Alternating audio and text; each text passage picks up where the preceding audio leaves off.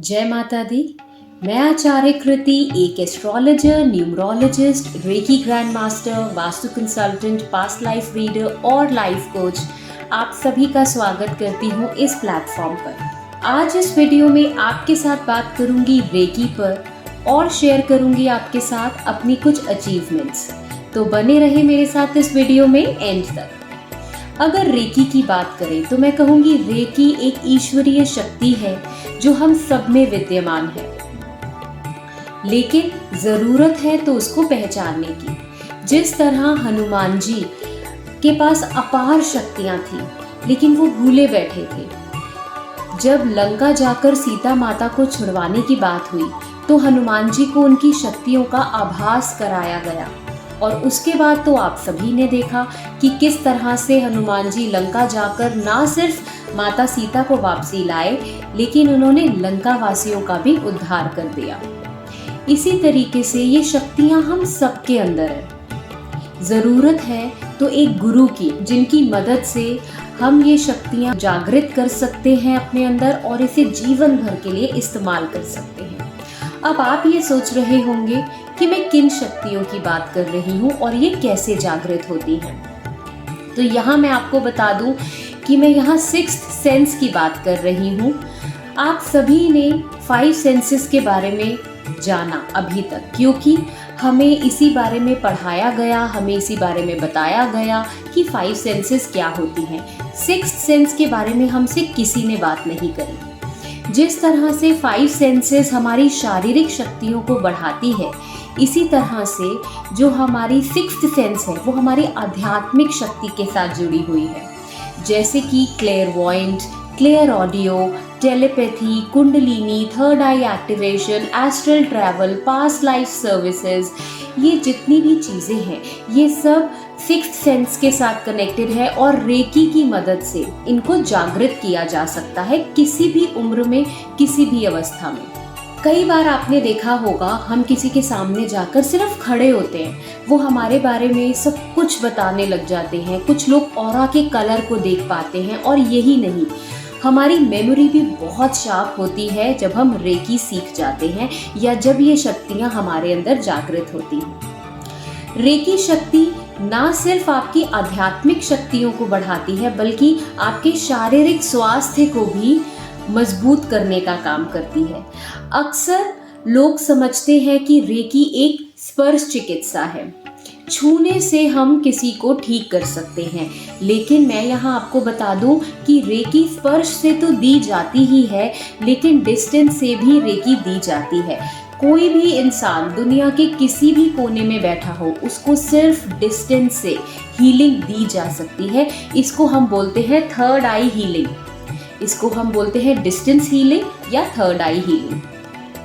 आप सभी जानते हैं कि हमारे अंदर एक सेल्फ हीलिंग कैपेसिटी होती है, जिस वजह से हमारा शरीर हर पल हर समय हमारी सेल्स को रिपेयर करता रहता है। लेकिन जब हम बीमार होते हैं, एक्चुअल रोल तो तब आता है जब हम बीमार होते हैं, तो हमारे शरीर की शक्तियाँ भी कम हो जाती हैं, जिसकी वजह से बहुत बार हम उन बीमारियों से लड़ नहीं पाते, जिसकी वजह से हम दवाइयाँ लेते हैं, और हम सब जानते हैं कि दवाइयों के साइड इफ़ेक्ट्स भी होते हैं। तो अगर हम दवाइयों के साथ साथ रेकी हीलिंग भी लेते रहे, वो एनर्जीज लेते रहे, तो हम बिना किसी साइड इफेक्ट के बहुत ही जल्दी ट्रैक पर आ जाते हैं। अच्छा आहार और सही विचार, यही रेकी की नींव है। मृत्यु एक अटल सत्य है, इसे कोई नहीं बदल सकता। हम सब ने एक ना एक दिन मरना ही है। जिस तरह पेड़ पे लगा हुआ एक फल टूटना ही है, लेकिन माली इस चीज़ का ध्यान रखता है कि ये फल जो है ये सड़ गल कर ना टूटे, ये पक कर टूटे।